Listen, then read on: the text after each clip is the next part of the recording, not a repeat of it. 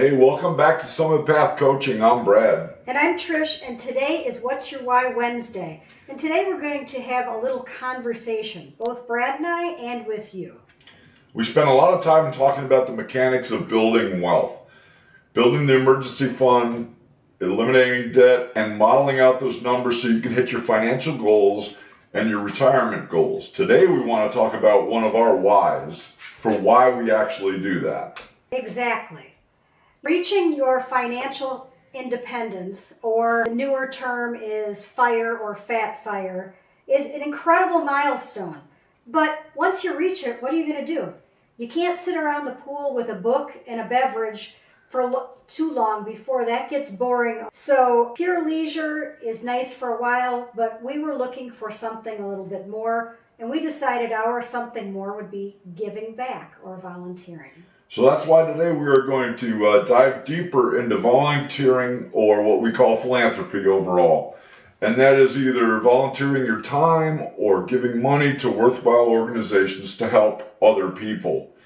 So the actual time commitments look like, we're going to talk about what those time commitments look like and how to start without accidentally taking on a second full-time job, which is not what we're looking to do. You're right, Brad. You can give in numerous ways. You can give by your treasure, your time, your testimony, your talents, or even your ties. Often people think of giving only in the bucket of treasure, such as writing a check to a charity or sponsoring a table at a gala. And we did a segment on that a few months ago. Writing a check is fantastic and necessary for some of those charities that you want to support. All they really are asking for is a little bit of money, and that's always very good. But the profound benefits of service really kick in when you activate your time and your talent to help those worthwhile organizations. These are the areas where you can physically see the impact that you're making in your own community. And that's also where people get stuck. We hear from people, friends, clients, who want to volunteer, but they're terrified that they're going to get themselves wind in something that's going to take a lot of commitment or take them away from other things that they really enjoy. It absolutely doesn't have to be that way. Now, the secret is matching the right type of volunteering to the season of your life that you're currently in and what things bring you joy and purpose. And that way it doesn't turn into a chore. It's something that you really enjoy. Starting with skills-based and pro bono work is the first thing we're going to talk about. Skills-based volunteering is just leveraging what you are already really good at. And a lot of times these are specialized talents that these organizations would have to pay for, sometimes a lot of money, to get that work done. They can be things such as providing computer help. Yep, absolutely. And one of the things we do, and I've been doing for several years before we started this business, was professional financial coaching, doing it through churches and other charities to help people that are really needing a leg up. We often volunteer our time and knowledge to help those people, providing debt-free education frameworks, doing community center outreaches to help people that are really struggling to make their bills and to develop a budget that is sustainable for them. If you have a specialized talent, you could also be on a board of directors for one of those organizations to help them grow their not-for-profit business. And you can do things like I did as well, where with my nursing license, I volunteered at a free clinic in the past. But this work is often very time limited, exactly when it's going to stop and start. And so it's a little bit easier to manage in your day-to-day. It's a fantastic way to give back without having a demanding schedule. And if you possess a highly specialized skill, you can get the maximum impact for a small amount of commitment and time. Let's talk about the second type of volunteering that really is a little bit more about commitment and time, and that is direct service and mentorship. This is face-to-face, this is actual people helping people, and those people count on you to be there. So what I've done over the last 3-4 years is provide mentorship to a veterans treatment court in 2 different areas. And that can be a little bit of time consuming, and it's a commitment over a longer period of time. So it's 1.5 to 2 years where you're helping mentor a single veteran who has coming out of the service, didn't adjust well to civilian life.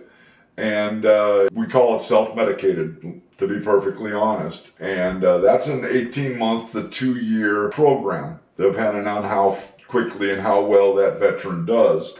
But it's not that time-consuming in the day-to-day. It usually is speaking with the gentleman once or twice a week, and then going to court for an hour and a half.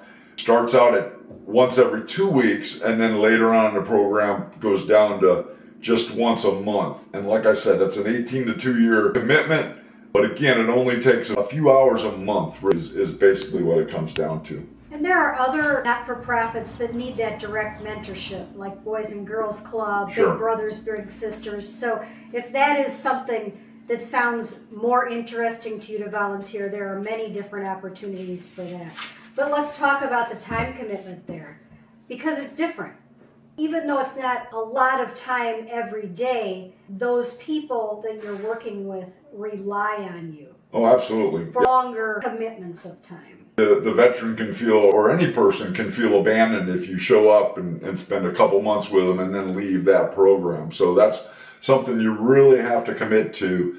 You want to follow that person or persons all the way through the whole process. So you don't want to bail on them, because that would be harmful. All right, so you're right. It isn't an ad hoc thing. Organizations will likely ask for a reoccurring commitment, maybe every Tuesday evening or 2 Saturdays a month. Often for 6 months to a year, you need to be honest with yourself about whether your schedule permits you to do that, and be sure your reliability is before you jump in. You're excellent in the mentorship venue, and I want to talk now about our third type of volunteering, one that I really enjoy a lot, and that is hands-on and flexible projects. If that recurring schedule and that routine of mentorship sounds a little too overwhelming right now, there is this third category that's kind of the sweet spot, and it's hands-on and might even get you out into the environment a little bit, volunteering in that capacity. Yeah, and this is perfect if you're locked up all week in your job and sitting in front of a computer looking at spreadsheets. This can get you out of doors, get you dirty, get you working out in nature. Something like trail maintenance at a state park, helping build houses with Habitat for Humanity, or even just setting up chairs and tables for a community event. We volunteer at the Habitat for Humanity Restore. Home renovation is one of our loves, so this is a perfect fit for us with volunteering. But we work hard. Loading, unloading, stocking, selling.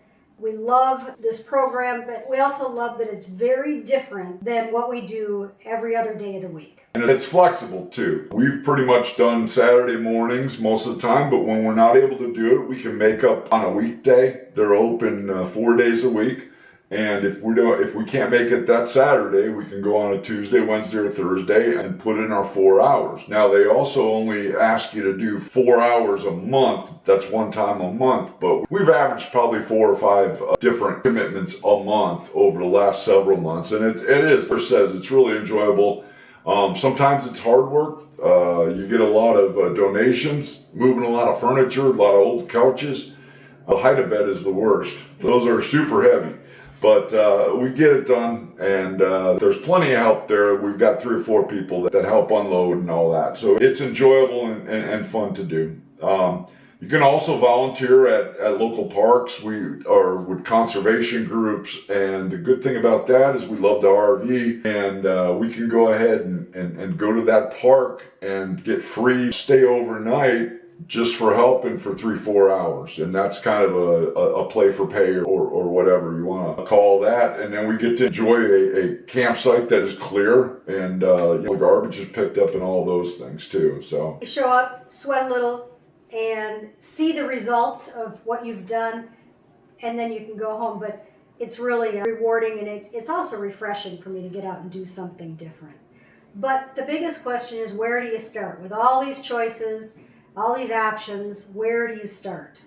So rule number one is treat it like a mutual interview. So when you go out to volunteer with somebody, ask those questions. What do you guys support?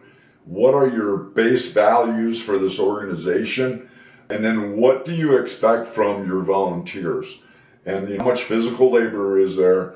How much interaction with the public? How much picking up trash, or all those different kinds of questions. And then they're going to be obviously asking you, and don't be surprised if they ask you to submit to a background check, because some of these organizations, you might be handling money. At the Restore, Trish is the cashier, so she's handling money. Or you might be involved in a population that they need to do a background check to make sure that you haven't had issues in the past with that type of population. And I know that when I volunteered for the VTC, the Veterans Treatment Court, I had to do a full background check and everything. And that's perfectly fine and understandable. They're not trying to get somebody in there that's going to harm people, obviously. That's really a great point, is to make this a mutual two-way interview process, because you want to make sure that the organization and you both have the same expectations of time, and you want to make sure that you understand what they're expecting you to do. Are they organized and know what they want their volunteers to do? Because nothing's worse than giving up your sunny Saturday and there really was nothing organized for you to accomplish. Nothing's more frustrating to spend 4 hours standing around doing nothing. And that is both frustrating to you and frustrating to the organization. You want to show up, you want to work hard, you want to see something accomplished, and then go ahead and leave. And that's the best. So another piece of advice is always start small. Volunteer for a single Saturday event or a 30-day trial project. Prove to them that you are available, and let them prove to you that they are and who you want to give your time to. It is 100 times easier to increase your involvement over time than it is to awkwardly back out because you overcommitted on day one. Really, because once you've committed, they really count on the volunteer to do what they've committed to. To me, volunteering is one of the most fulfilling ways to live intentionally. I think that it really shapes us as to who we are. It aligns with our wealth building, financial freedom journey, and it aligns with our personal values. But that's us. We want to hear from you which one of these categories appeals to you right now, or that you're doing. Are you leaning towards using your professional skills, jumping into a direct mentorship, or getting your hands dirty with a flexible weekend project? Let us know down in the comments. Hey, and as always, if you have found this helpful, please hit that like button, subscribe to Summit Path Coaching, and head over to our social media pages for more What's Your Why Wednesday content. Keep ascending, and we'll see you in the next video. All right.